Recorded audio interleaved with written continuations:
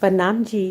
किशोर सूरत हादी हक की सुंदर शोभा पूरन, मुख कमल कहूँ मुकुट की पीछे सब अंग बस्तर भूखन।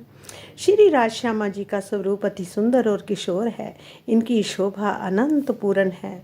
हे मेरी आत्मा, तू अपनी परात्म का श्रृंगार सज कर धनी के चरणों में बैठ जा और अपने आत्मिक नेत्रों को खोलकर मूल मिलावे में अपने प्रीतम को देख, ताकि तू अपने प्राण वल्लभ की नख से शिख तक की शोभा का वर्णन कर सके।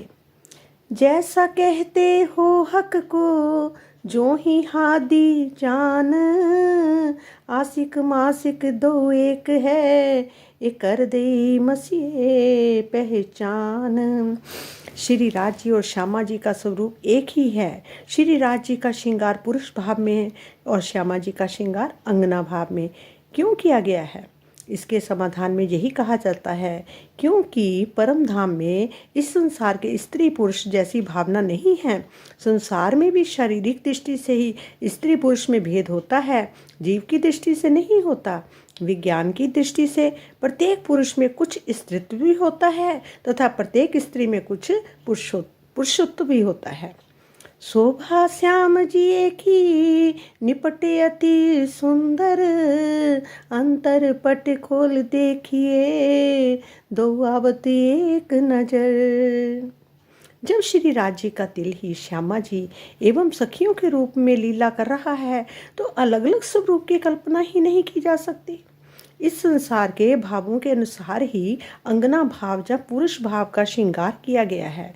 वस्त्र एवं आभूषण भी इसी संसार के भावों से माने गए हैं। आशिक और माशुक, प्रेमी और प्रेमास्पद का स्वरूप एक ही होता है। इसलिए अक्षरातीत को जुगल स्वरूप के रूप में वर्णित किया गया है। जिस प्रकार एक ही क्षण में अनेकों रूप बदल जाते हैं, उसी प्रकार श्यामा जी का भी श्रृंगार बदल जाता है। आशिक के अंदर माशुक विराजमान होता है और माशुक के अंदर आशिक, अर्थात दो शरीर दिखते वैसे हैं किंतु दिल अंग एक ही होता है। जुगल किशोर तो कहे जो आशिक माशुक एक अंग, हक खिन में कई रूप बदले जाहि विद हादी रंग। हमारे फुरमान में हक्के के ते लिखे कलाम, मासुक मेरा मोहम्मद आशिक मेरा नाम। हमारे धर्म ग्रंथों में श्री राज जी ने बहुत से स्थानों पर ये बात लिखवाई है कि श्यामा जी मेरी प्रियात्मा है और मैं उनका प्रीतम हूँ। प्रणाम जी, प्रणाम, कोटि कोटि प्रणाम।